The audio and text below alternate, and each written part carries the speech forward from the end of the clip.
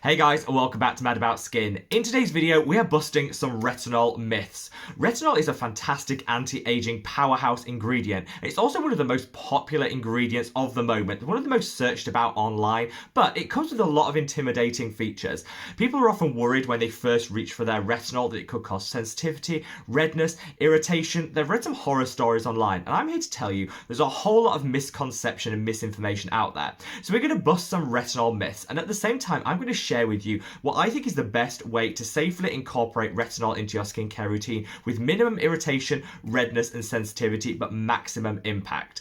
Finally, I'm going to come on to my favourite retinol serums. So if you are still on the fence as to whether you want to include one in your routine, I've got some great options for you no matter what your skin type is. So sit back, relax, and let's bust some retinol myths. Now, before we hop into the main content of this video, I just want to call out that I've left timestamps in the description box below. So if you do want to hop to one section of the video over another, be my guest and use the timestamps to navigate. I've also linked all of the products I'm going to mention today in the description box for your convenience. So if you did want to make a purchase, read the ingredients, check out some of the reviews, it's all there. Just promise me that whilst you're down there, you'll also give this video a big thumbs up and a like, because honestly, this sort of video takes a whole lot of research and it supports me in the channel so much, and I would love you forever. But in true Mad About Skin style, shall we cut the waffle and delve straight on in?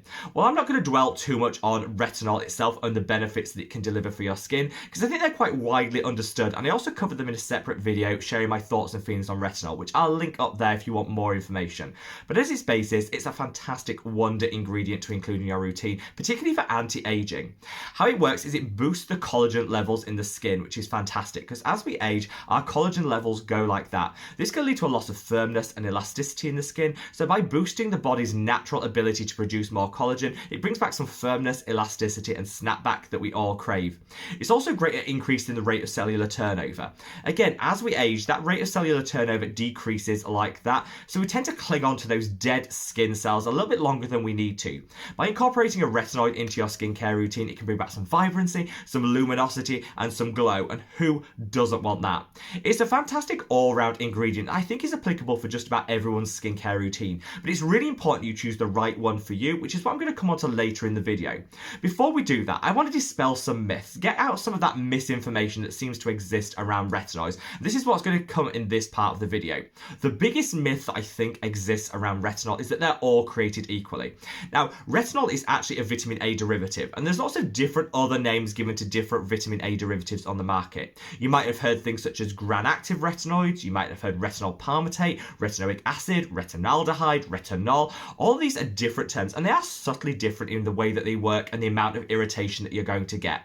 Retinol is the most common form of vitamin A derivative available to us, the consumer, over the counter, which is what I'm focusing down on today's video. However, some of my recommendations later will come into the retinaldehyde, the retinal category, and I just want to quickly break it apart and dispel the myth that all vitamin A derivatives are created equal. Whichever vitamin A derivative you choose, it has to go through a series of metabolic pathways to get to the retinoic acid, which is what our skin uses to boost our collagen levels, increase cellular turnover, and all that great anti-aging benefits. The further this molecule is away from retinoic acid, obviously the more of these pathways it has to go through, and generally the lower the strength it actually is. Furthest away is retinol palmitate and some gram-active retinoids, which are encapsulated. These have a slower release mechanism. They generally create less irritation, but you need to wait a little bit longer to see the results. I think retinol palmitate is fantastic as an ingredient, particularly around the eye, which can be a bit more sensitive, or people with very sensitive or sensitivity prone skin. Moving on from that, you then get to the retinols, which is what I'm focusing down in today's video, as they're the ones that are most accessible to us, the consumer, over the counter. Retinols can create sensitivity, redness, peeling and irritation if they're not used correctly, but generally they have quite a reasonably quick mechanism of action, so you shouldn't have to wait too long to see those results. You then move on to retinaldehyde, the retinals. These are a lot quicker than the retinols and tend to give less irritation. I honestly think this is the best form of vitamin A derivative, certainly in my own experiences with my own skin, but they are really difficult to find. They're often quite expensive, so you won't find a lot of brands formulating with retinals. However, I've got a couple in the recommendation section of this video that I will be calling out.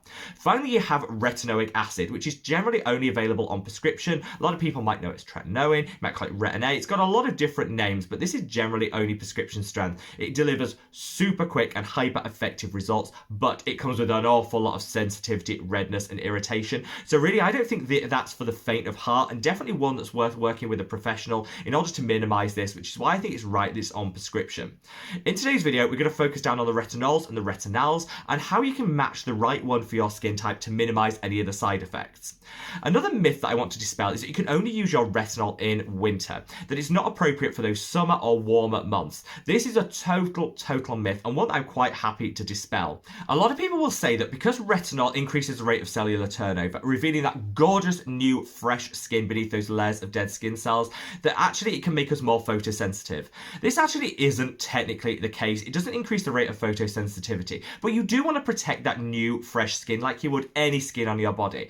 Providing you've got a broad spectrum minimum SPF of 30 already in your routine, you are absolutely fine to continue to use your retinol during the summer months when you're on holiday or in the warmer climate. It's absolutely fine, and actually I would recommend you do this because often if we take a break, say we go on holiday, we take a break, we come back, we start using our retinol again, it goes through another adjustment period where you could get some dryness and sensitivity. So I think it's better to just plow on through, continue to use your vitamin A derivative no matter what the temperature and the UV index. Just make sure that you're using your broad spectrum sunscreen to protect the skin. Myth number 3 is that only tretinoin works. This is what I was referring earlier when I talked about retinoic acid. Yes, it's the most potent. Yes, it doesn't need to go through those metabolic pathways which can diminish its potency before we get those great anti-aging benefits. And yes, retin-a, tretinoin has been studied for decades, and we know that the effectiveness of it is proven. However, this doesn't mean that all of the other products that I'm going to mention later in the video or the other forms of vitamin A derivative are rubbish and won't work for you. Actually, from my own experience, I've got some amazing benefits from these products, and often they come with much less side effects, redness, and irritation. So I actually think, whilst there are those die-hard fans that say tretinoin or nothing exist, I just don't think this is the case. And I think you need to, like with all of your skincare, match the vitamin A derivative you choose to your skin type and what you want to get out of the product itself. Myth number 4 is that you cannot mix retinol and peptides together. I get asked this question so often on the channel, and in my day-to-day skincare routine, I always make sure I pair my retinol with a peptide because they actually work beautifully together. Peptides will hydrate the skin. This is great because often when we first incorporate a vitamin A derivative, our skin can become a little bit dry, a little bit irritated, and peptides are a great way of fighting against that. Peptides also have some great anti-aging benefits in terms of boosting collagen production, preserving elastin in the skin, and so it's like a great best friend match for your retinol. I do always say, if you're even in any doubt at all, make sure you use a buffering ingredient between the two. Apply your peptide, then maybe use a hyaluronic acid serum or something to separate it from your retinol, but it's absolutely fine. There were some studies done many moons ago that showed certain types of vitamin A derivative, such as tretinoin, don't always pair that well with certain peptides, but the vast majority of us that are reaching for an over-the-counter product, it's absolutely fine to use your retinol with your peptides. In fact, I'd absolutely encouraging it. The 5th final myth that I want to bust is that you have to use your retinol on perfectly dry skin. This kind of runs counter to what we normally say in skincare, that is, serums are better applied onto damp skin because they absorb better. Now, this is something that came out of some studies many decades ago again, and which is kind of carried through as misinformation. We used to think that the best way to apply it was on dry skin because most formulations containing retinols are water soluble, which means damp skin will take that molecule and will pull it further and deeper into the skin, which when you first use it could increase the rate of sensitivity, redness, and irritation. By having like bone dry skin before you start, the idea was that it would minimize some of the absorption, and so you won't get that really fast hit of the retinol, which could trigger those side effects. In truth, this is something that we no longer need to do. In fact, I would definitely think it's better to put most of today's retinols, serums, and products on damp skin, because that way you're going to lock in some of that hydration. This is what I now want to come on to in this section of the video, which is the best way I feel to apply your retinol, whether you're a beginner and new to the ingredient or you're an established user and just want to keep everything at bay and make sure you're getting maximum hydration. This is commonly called the retinol sandwich method, which is where you layer your retinol between 2 layers of moisturizer. This is absolutely fantastic, and when I discovered this, it was honestly game changing. This will minimize any redness, peeling, sensitivity, and irritation. It'll also provide a buffering layer between the skin and the retinol, which is fantastic. It means you can go for a slightly higher concentration retinol without risking some of those side effects. What is crucial is that you choose the right moisturizer. You want one that's really packed full of things like ceramides that are going to support the barrier function of the skin, oils which are going to help hydrate and nourish the skin. You want calming and soothing ingredients such as allantoin, panthenol, or some beautiful botanicals that are just going to take down any redness and inflammation and minimize any chance of inflammation caused by that retinol.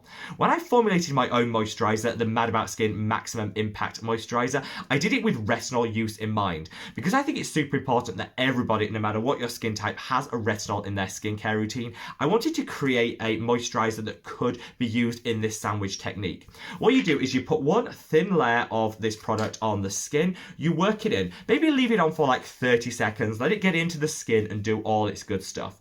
You then put whatever retinol product that you want to on top of that. For me, I've gone through some of my favorites next in the video, but in this case, I'll be using this, which is the A-Game Retinol by Geek and Gorgeous. You put a layer of that on the skin on top. And again, you work that in. I've used way too much for my hand there. But you work that into the skin.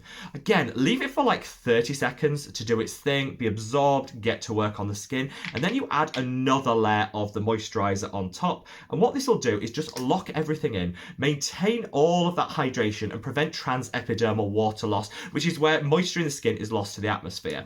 This sandwich technique, honestly, is game changing. And I think everybody should be using this as standard. And I kind of don't know why it doesn't get more hype here on YouTube. Now, hopefully by this point in the video, you're sold on retinol. We've dispelled some of those myths, that misinformation, and you think, yeah, actually, it's not as scary, as intimidating as I thought it was, and I'm absolutely ready to incorporate a retinol into my skincare routine.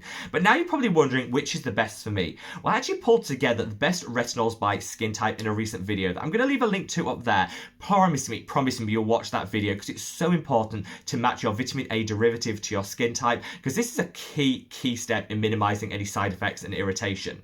However, for those of you that maybe don't want to watch a separate video and you kind of want to know what my favorite products are at the moment, I've got three that I'm going to call out. First and foremost is this that I've just used, which is the Geek and Gorgeous A-Game Retinol. The reason I love this is I said earlier in the video that retinol is more potent than retinol, and it tends to come with less irritation and side effects that you might see from some of the other vitamin A derivatives.